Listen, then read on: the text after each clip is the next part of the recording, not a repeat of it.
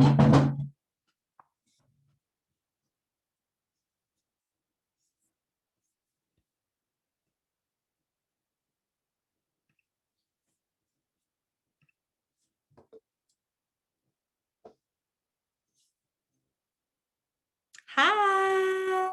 Hi, Jenna.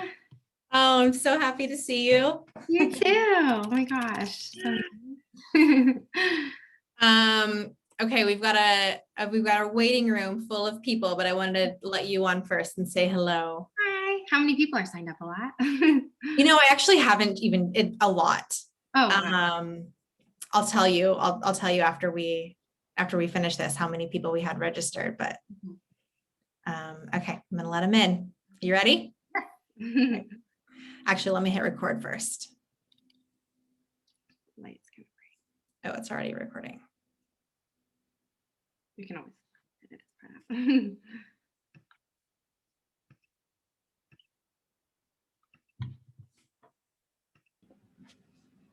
Hi, everyone.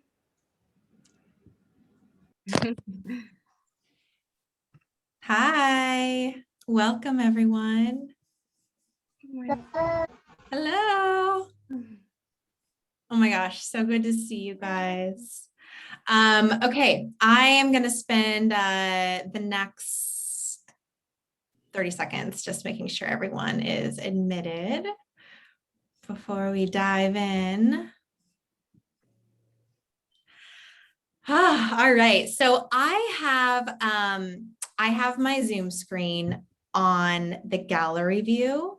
So with Zoom interaction, virtual communication these days, I'm sure most of you are probably familiar with how to do that. But if you go up to in the upper right corner, you click on the little view icon. This is if you're at your computer. If you click on the view icon, you can scroll down to gallery view. And that way we can all see one another as opposed to just seeing who's speaking. Hello, Megan. Hi. I'm so happy to be here with you all. Thank you, Jenna, for inviting me.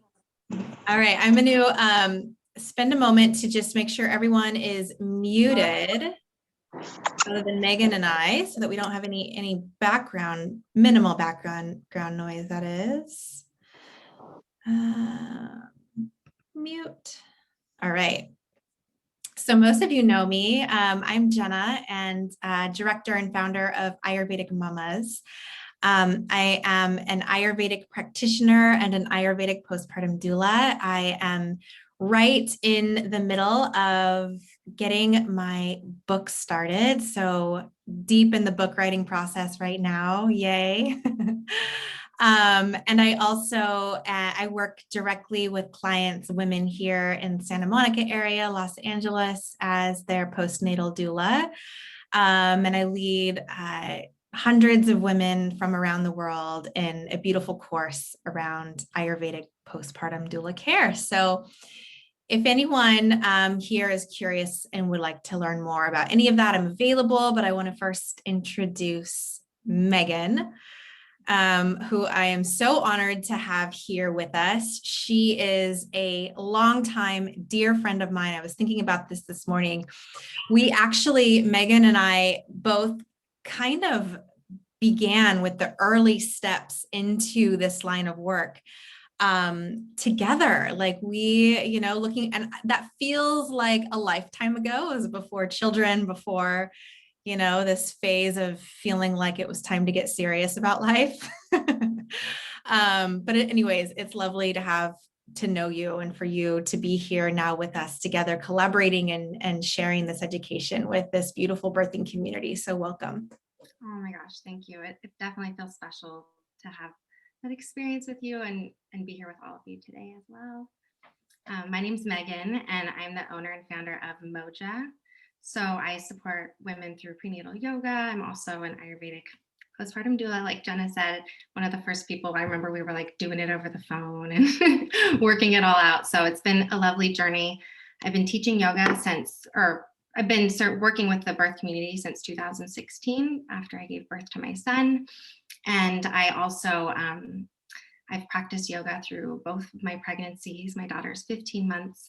So I have a very personal experience of yoga and but also the professional experience, and it's transformative powers right through this incredible time of women's lives.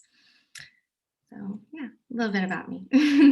Thank you. We would love, before we dive into the content this morning, will you guys let us know who's here and just type in your name and where you're located, and a little bit about something, a little something about who you are, a little something about yourself. So go ahead and enter that into the chat box. I really briefly will also say that Megan and I both have some special gifts that we're going to be sharing with you guys. We'll save that for the end. So here in California, it's about 10:45, and we're going to go today until 11:35. So at the very end, we'll be sharing some lovely little gifts with you guys. So hang on, let me make sure my chat box is opened. And Seeing some people come through, and I see some familiar faces here. Shauna is in Salinas, and she's a doula. Welcome, Shauna. So happy you're here. Who else? Zoe. Is it Zoe or Zoe? I am from a small town in Melbourne, Australia. Love Melbourne. Yeah. And I know I'm probably totally not pronouncing it as you do. Postpartum doula, hypnobirthing practitioner, Rachel Sparks. Hi, Rachel. So lovely that you're on here. Yay. Mama of 3 and doula. Sarah is joining from home. She's a reporter in the Bay Area. Ooh, I love that. Not a mama, but the topic is super important to her. Awesome. Micah is living in San Francisco, a mentor, yoga teacher for the birthing community. Rosie, oh my gosh, and big hugs, big virtual hugs, Rosie. She did the Ayurvedic postpartum doula course a couple of years ago. She's now, I lost the little chat. Where did it just go? Background in homeopathy and plant medicine. I love it. All right, you guys are all amazing. Scroll through, welcome one another, and a big welcome from us again. So let's go ahead and get started. Let's see, let me just make sure there's not anyone else over in the waiting room.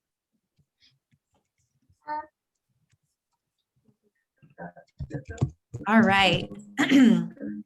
So I think a great place to start would be around, just kind of jumping into the topic of considering pelvic floor health and pelvic floor strengthening, rehabilitation. The difference is in the work that's important in the prenatal period. Even going prior to pregnancy, perhaps, but looking at that important work prior to birth in comparison to the work that's important post-delivery and after birth, and what do you see between those two very separate and distinct times as being, the big difference in what we should know as individuals and the work that we do for ourselves? Definitely, great question. So I love this work so much. I'm so passionate about it. Sounds like someone's on. I know, I'm going to go through and make sure everyone's muted. And just, really giving women that opportunity to go inward and connect to their body and their intuition and learn to trust it, right? And discover their bodies. So in the prenatal practice, it's very different than the postnatal practice because, during pregnancy, especially during the first and second trimester, we're focusing on strengthening and toning the pelvic floor. Towards the third trimester, it's more about softening and relaxing. And of course, this is going to help the mother giving birth. You need to be strong and toned at the same time. So having that balance there. So the pelvic floor, ideally, it's in a resting state is relaxed, right?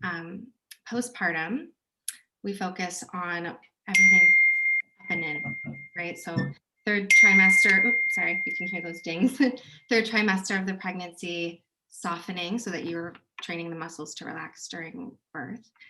Postpartum, rebuilding that strength slowly, of course, especially from the Ayurvedic perspective, taking your time, but drawing the pelvic floor muscles up and in once again. So yes, if that answers that question a little bit. Yeah. Yeah. And so let's talk about like what some of those specific practices may be. Prenatal in comparison to postpartum. You're like, oh, I need to turn this off. So sorry. Okay. So yes, during pregnancy, I could guide you through a breath work exercise right now if you'd like, or we can just together focus on finding the pelvic neutral position. If you want to do either of those, you take the lead, whatever you'd like. We're game for all of it, any and all of it. Yes. Oh, awesome. All right. So let's maybe just try to find pelvic neutral. We can do this together. Okay. So we're all sitting on a chair. I see some people sitting on the ground. That's perfect in that cross-legged position. You can do either of those. And we'll sit tall, but not in a militant way, of course. Start to lengthen the spine. And we're just bringing the awareness right now so that we can talk a little bit more about the different practices here. So with the chest lifted, I want you to make sure that your sit bones are not rolled back and you're not on your sacrum. So that triangular shape of your spine. You want to feel your sit bones grounding into the chair, into the floor that you're sitting on. And here, the pelvic floor connects from side to side here in the pelvis, the sit bones. And then you can, if you wish, you could take your hand and place it on your sacrum, or in our home, maybe, or you're at work. But if you want, you can place your hand on your sacrum and you just touch the tip of your tailbone. And then you can take your other hand and you can actually place it on your pubic bone. So you'll notice if you're, not leaning back and pressing onto the tailbone, if you could visualize kind of spilling over your pelvis was a bowl, you'd be pouring that water out. So let's take a moment here and just feel the back of the pubic bone and your coccyx. And these are the bones of your structure. So it creates this diamond shape of your pelvis. And most women think of these Kegels as stopping the flow of urine. That's in the front of the pelvis, where that's only part of it because we're also focusing on the back. So right now you might feel this more in the back. And the layers of our pelvis are this hammock. So it's all here. And during our pregnancy or during prenatal, we're focusing on keeping the tone so that we can prepare and so that we can have an easier recovery. Postpartum, we are pulling these muscles up and in. So if you wish, you could try that now. And of course, we use the breath. I'll guide you through that exercise in a little bit. Really, with the breath work, the difference is that you're exhaling. You're exhaling through these slightly pursed lips. So if you could imagine if you're pregnant, you're breathing out and your belly would soften and flatten there. And you can feel that gentle increase in your pelvic floor. As you breathe in, you'll try to keep your pelvic floor muscles relaxed and allow your breath to help you support your pelvic floor in that relaxation. Postpartum, if you can imagine there, or even if you haven't given birth, we all have a pelvic floor. So we would be pulling everything up and in there instead of the relaxing. And you'll be doing that on the inhale. There we go. Does that sound good, everyone? Are we kind of there? All right. So the idea is that we're long and strong, right? Perfect. So you say the actions again, one more time for the inhale versus the exhale. Yes, definitely. So for the exhale, for during pregnancy, we want to focus on exhaling and softening. Postpartum, we want to lift on the exhale And there's different exercises in the prenatal practice, specific ones, yoga poses, or just breathwork exercises that will help facilitate that as well. Awesome. How does that feel for everyone? You know, I think it's interesting because questions in the chat. I'm here to answer any of these questions that you might have.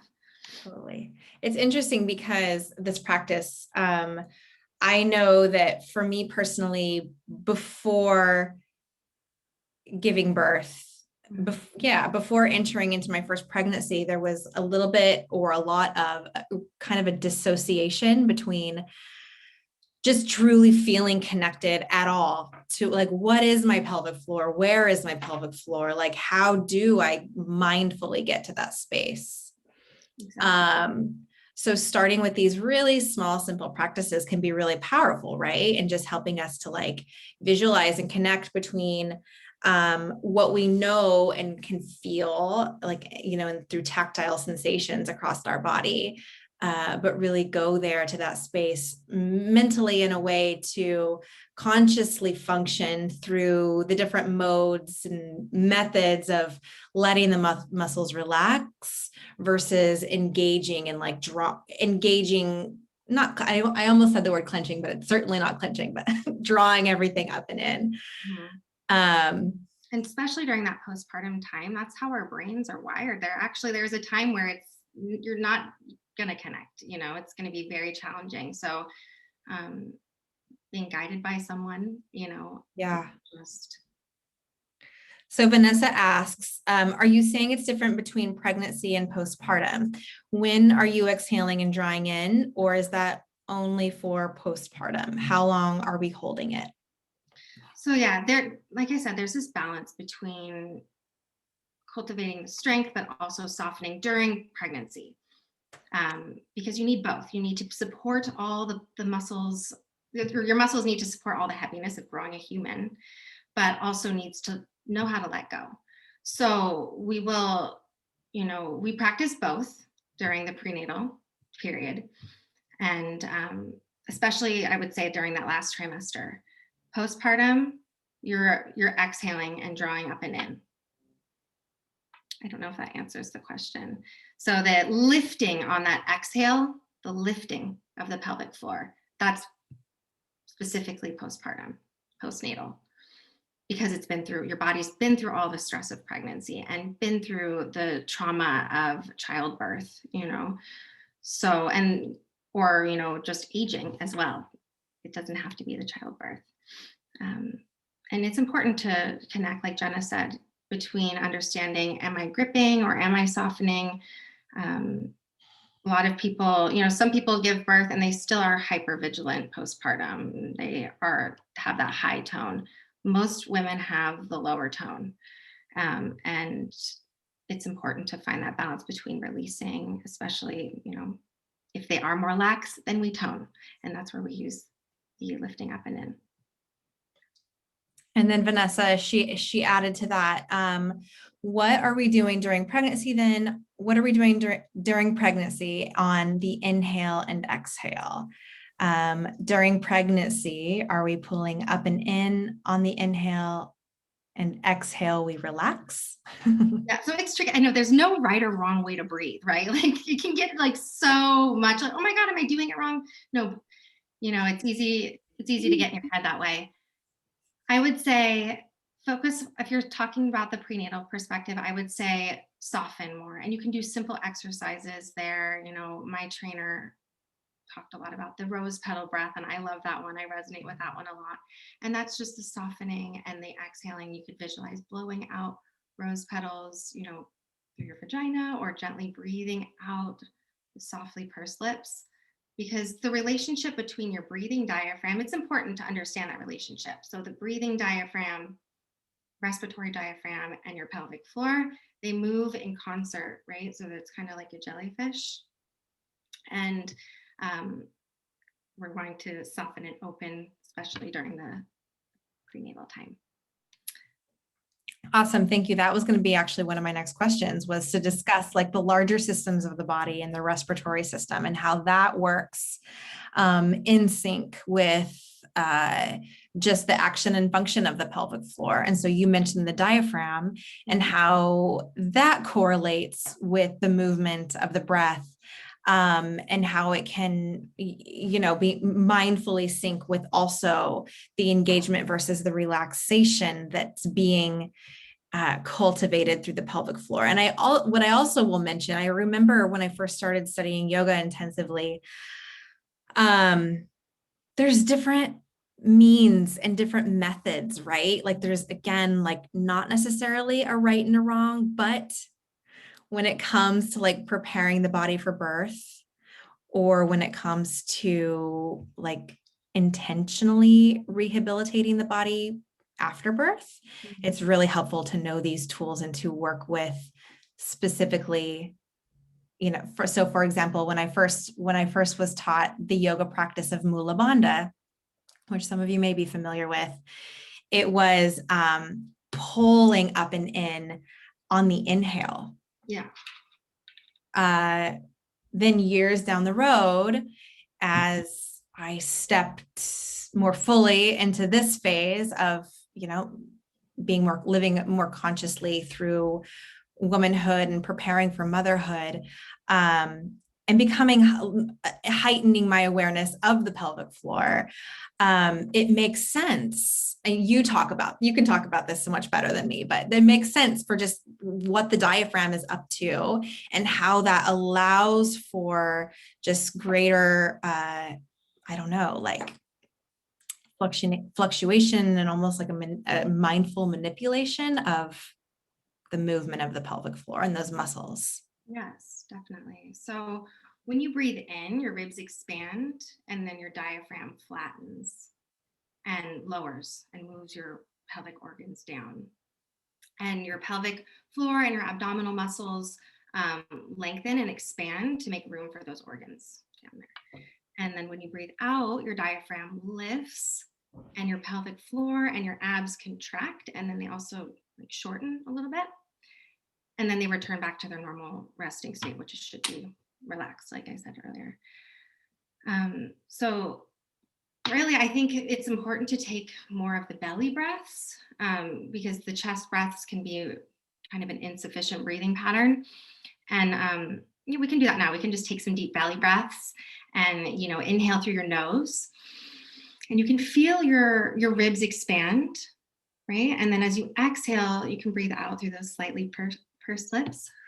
You can feel your belly flatten. You can also place your hands here if you want. So just see if you can feel that gentle increase in pressure in your pelvic floor as you breathe in. And try to keep the muscles of your pelvic floor relaxed as you exhale. So right now your breath is supporting your pelvic floor relaxation. And if any part of this system isn't working or feels like it's not working, it could be because of scar tissue. It could be because, pain, weakness, your posture, just bad habits that we have from just sitting at a desk or distance learning, all that kind of stuff. Then all those pelvic floor dysfunctions can happen. So really, just like I was saying, that relationship between the pelvic floor and the ability to breathe well is just very important. And they're not overly gripped, they're not overly lifted right now. You're finding that connection between the rise and the fall and the breathing diaphragm and the pelvic floor diaphragm. Yeah, I would actually love to guide. We can try one where we're closing our eyes. Sometimes it's easier to do that as well. So maybe let's all try that right now. Let's close our eyes. And again, we're going to find more of a diaphragm breathing, or I sometimes call it umbrella breath. So ideally, you can do this seated. And actually, if you have something like a rolled up blanket or, even a sweatshirt or a pillow or something that you could grab handy before we actually start, that'd be awesome as well. Because it's nice to have some kind of contact with your perineum. That will help provide some feedback. Nice. I told you to close your eyes and then I told you to move. Okay. So let's close our eyes if you did get comfortable, and I'll guide you through this now. So good, I love it. One hand on the heart, one hand over the belly. Now on your inhale, I want you to feel your belly gently bulge forward and then fall back on the exhale. Now on your next inhale, allow your breath to expand your abdomen and open your lower ribs. And then feel that downward pressure on the pelvic floor muscles or on your pelvis. Now on the exhale, I want your belly to fall back by your spine. And you can feel those deep muscles within your pelvic floor. Now as you inhale, visualize that downward movement of your diaphragm. And as your belly expands, your lower rib cage starts to open up like an umbrella. Now, as you inhale, you should feel this gentle bulging of your perineum onto whatever you're seated on, if it's a bolster or a pillow. And if you're still having difficulty feeling this, you can actually take one of your hands again and you can place it there at your perineum. So together we'll exhale and allow those ribs to drop down and your belly to draw in. Good. Let's take another breath and allow those ribs to open, belly expands.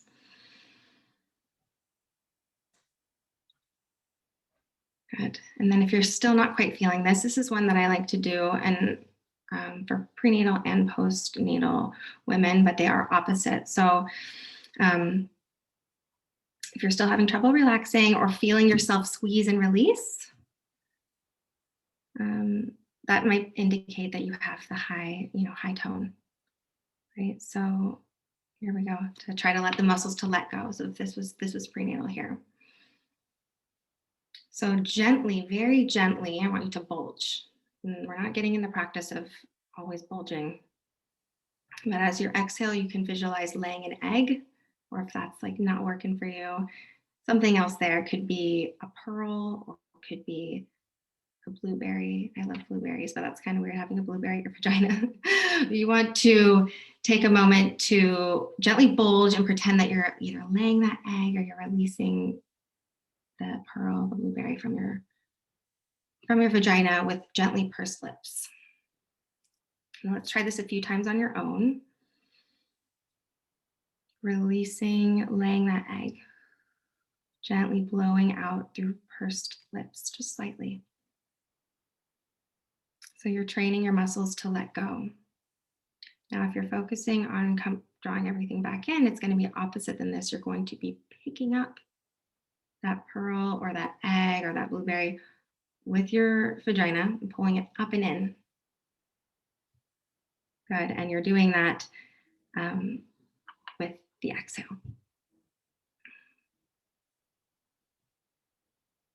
There you go. And if you'd like, you can continue doing that, or you can open your eyes.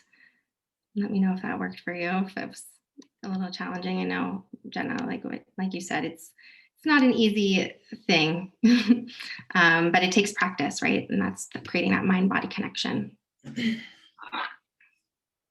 And what I just realized, and when you were cueing the pursed lips, is it's pretty amazing.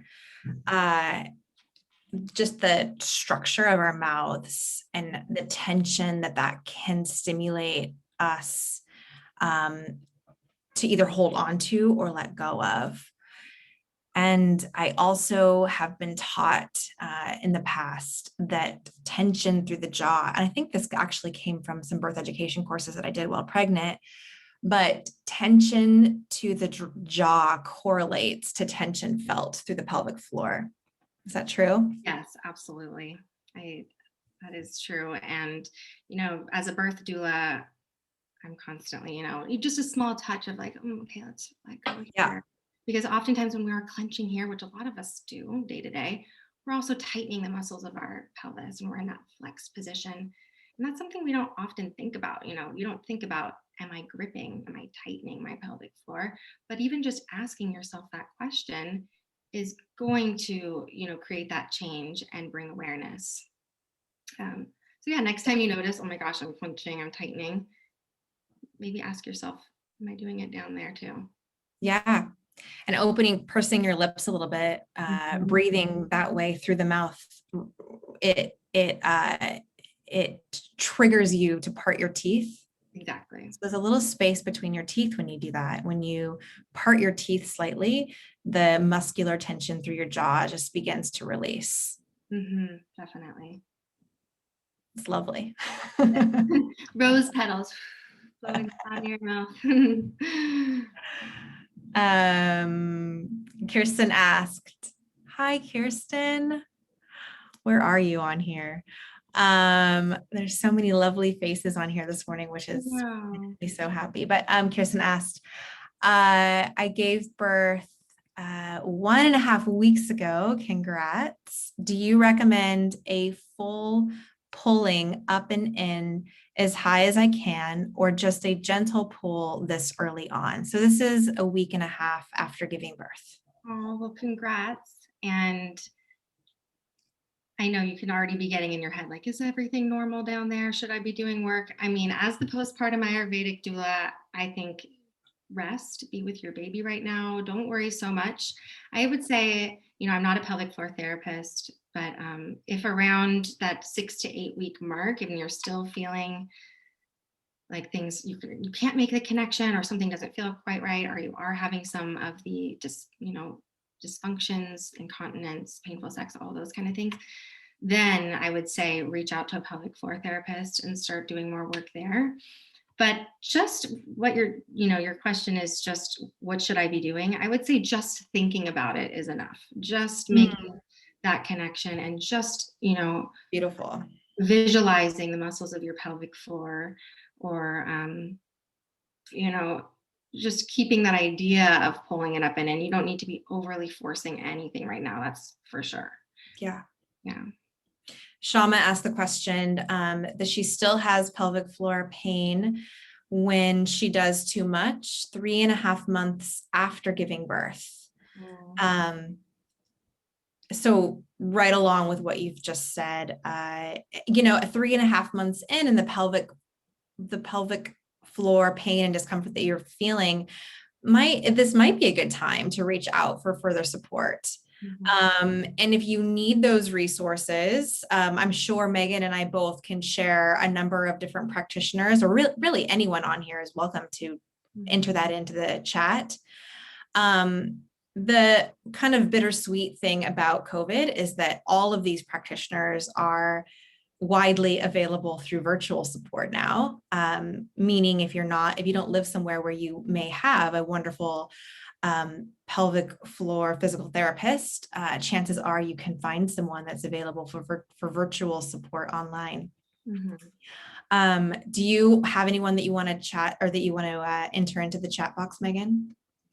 Yeah, I do actually. I do too. Give me a minute and I will just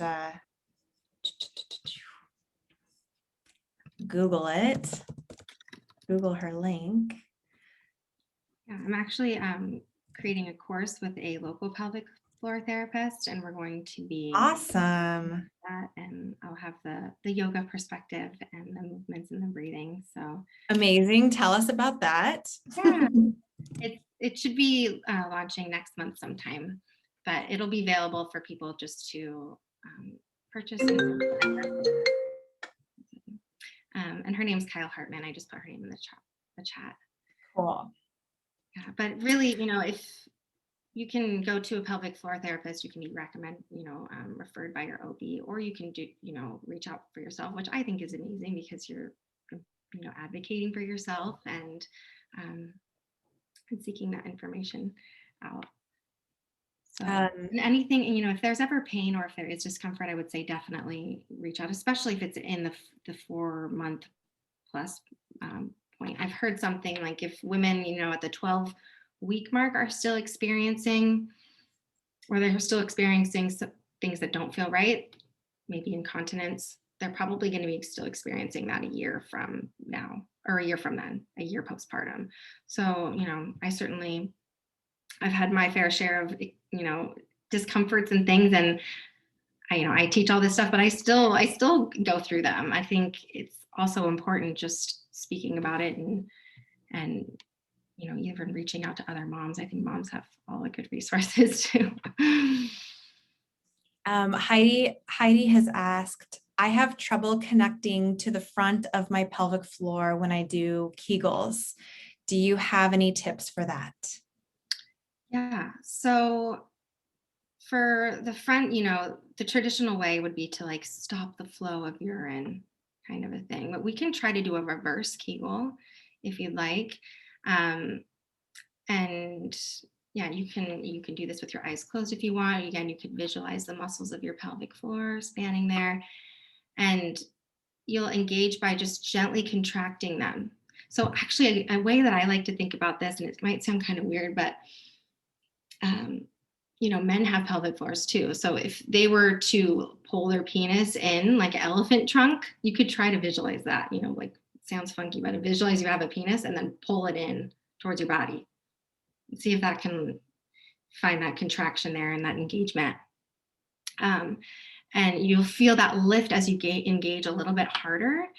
And then after that, after you try to find that pulling in, then you'll try to completely release those muscles and release any gripping, any holding, and focus on letting go of those muscles. So this is what's known as the pelvic drop, or reverse Kegel. Mm. And would you say it's important in the reverse Kegel to release it slowly? Yeah, but try to completely let go, and having that feedback too, like a rolled up blanket, so you can feel the contact point. You should feel like your labia, everything is just resting on that contact point and just completely letting go. Slowly is important, of course. You don't want to do anything abrupt. One of the ways that it was taught to me a long time ago, and you mentioning the elephant trunk or the penis and Yeah. pulling it back reminded me of this, but visualizing like, okay, here's your pelvic floor, and with your exhale, it's like an upside down ice cream cone. Mm-hmm. So here's the wide open mouth of the ice cream cone, and then it slowly pulls up to the very tip. And so you can travel that length of this turned upside down ice cream cone, meaning, it's not, the action isn't fully happening in front, it's not fully happening in the back, but it's the full circumference of the cone. And with the breath, with the exhale, you're slowly pulling all the way up to that very tip, and then just reversing that action into a complete release with your next inhalation. Yes. That was another really helpful visualization for me for just getting started with the pelvic floor work. Yeah, and sometimes it's finding that just that one thing, and it's like, that's it, that works for me. I can get that one. Yeah. Love that. Any other questions, you guys, before this conversations, There's so much. the questions that have come in have been great. So are there anyone else that has any questions on this? Heidi loves the visualization. Yay. Enjoy it. Yeah, and just a few minutes of that, it doesn't have to Yeah. be something that you're doing for a long period of time. Even just, if this is something that you want to work at, Yeah.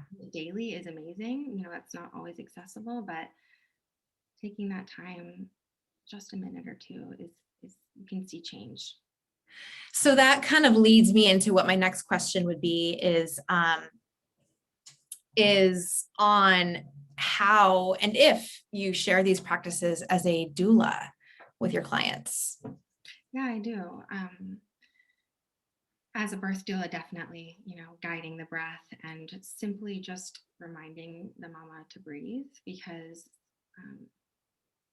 you can, I've seen some births where the woman literally breathed through her entire birth. I was amazed by that, but just the slow and long exhales huge. And then postpartum, our breath affects everything. So if you notice that your breath is quick and shallow, that's sending your body the message that you're in this restricted, tight, stressed state. So just realizing how your breath sounds and how it feels, and that's something that I definitely do with the women I work with in the postnatal period. Guiding visualizations is really important too, right? It's just connecting to and seeing what you can see when your eyes are closed in your mind's eye. Yeah, big part of both areas of work that I do.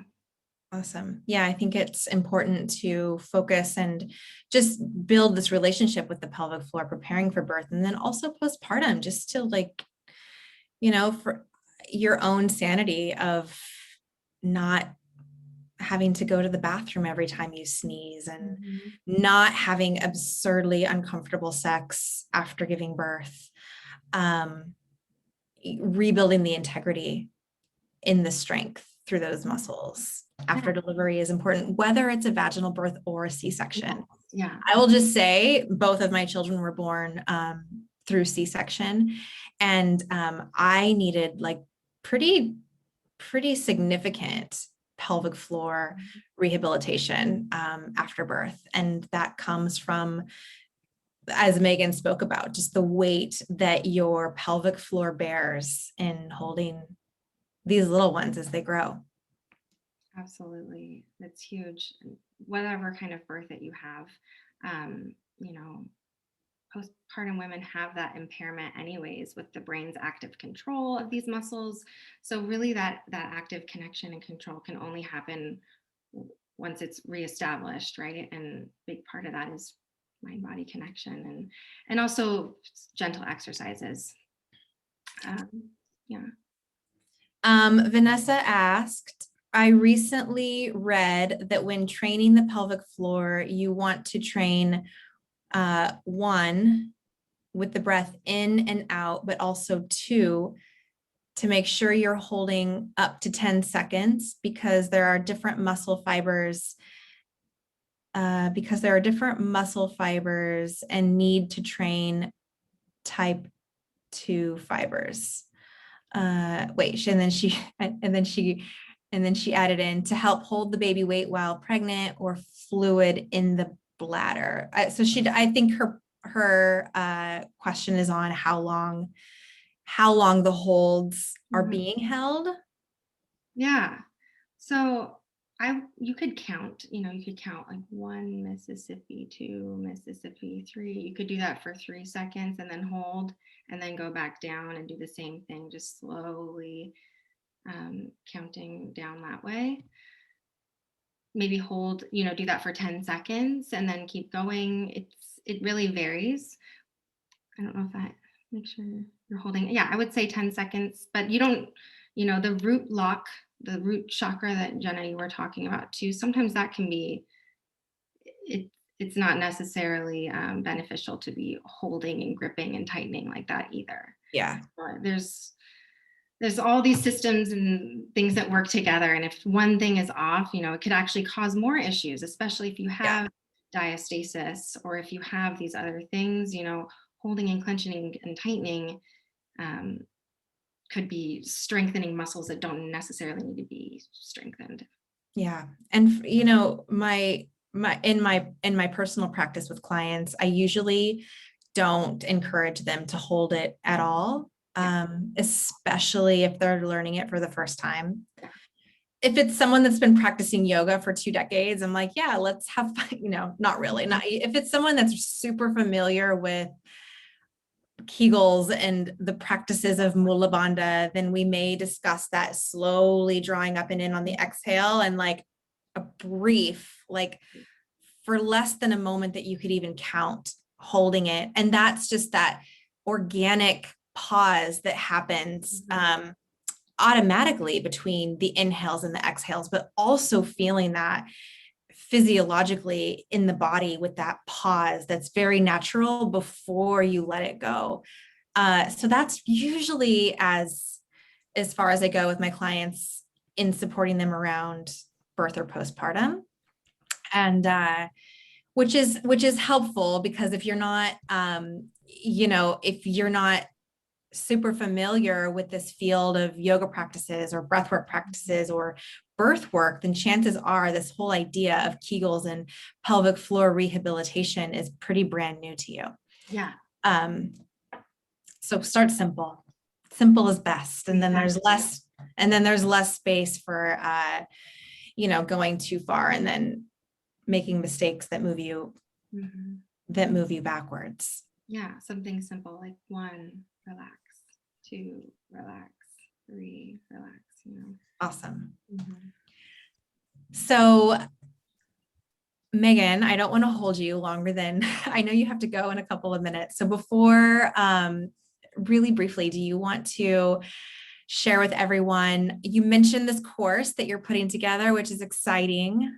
Yeah, thank you. Yeah, that hasn't launched yet. It should be soon, next month. But I did want to offer everyone that came to this live masterclass a promo code that you can use to for 50% off to my membership, the online membership that I have.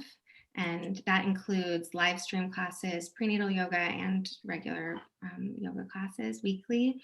It also includes a library of on-demand videos that you can practice. I do have a lot for that are targeted for birth and postpartum. And I have a prenatal partner workshop. So if you have clients, or if you're pregnant, or you know someone who is, there's a workshop this Saturday, and this is virtual. And this workshop is really intended to teach the partner, whoever is going to be supporting the mother during birth, teach them guided exercises for, hands-on massage techniques, breathing exercises, as well as some different positions and things like that they can support. So I'll include a code. It's going to expire on Saturday if you want to use that. I would love to just get this information more widely spread, because a huge part of this is, I want to talk about this kind of info more, so that there's not such a stigma around it, or, people feel more comfortable to share, because this stuff is normal. I mean, there's certain things that are super common, but not normal. There's a lot, and I just want to share and support. That's my biggest passion here. So yes. Amazing. All right. So when I send out, I'm going to send out an email later today with the link to this recording for people that weren't able to be here live. It'll include the links to what Megan's discussing. It'll also include the promo code. Do you want to share the promo code with us here? Oh, sure. Yeah. It's called Masterclass. Okay. And all in caps. I'll do that right now. Masterclass. One word. Yeah. And then you can. Okay, cool. And again, do you want to add to the chat, Megan, perfect. You're on it. I'm going to say add to the chat your website, or wherever the site that they need to visit to for any registrations or to find out more. Yeah. Thank you guys all so much for being here. I feel like it was way too short, but this hour together each month is amazing, and it means the world to us that you're here to share it with us. Most of you have done my Ayurvedic Mamas postpartum doula course. For those of you that haven't, I also am offering a discount. It's 10% through the next 48 hours if you want to register. The code is April 10 without a space, so 10% off for enrollment. I'm also going to include a lot of incredible bonuses, expert dialogue with different practitioners on lactation, on belly wrapping, on chi energy and Chinese medicine, vaginal steaming, placenta encapsulation. There's tons of good stuff that I'm going to include in there. So that's available. And again, all this will be reminded for you in an email that'll be going out soon. But thank you, each of you, so much for being here today. Thank you, Megan, so much for being here and just sharing just a snippet of your wisdom. It's so appreciated. And to all of our friends that I haven't seen in way too long, it's been Constance. I'm so happy to see you here also. Hi. Amazing. Thank you guys. Melissa, your little one is adorable. All right, you guys. Thank you and have a lovely day. And don't be a stranger. Stay in touch with us both over on the world of social media, and we'll see you soon. Thank you, everyone. Hope you have a beautiful day. Bye.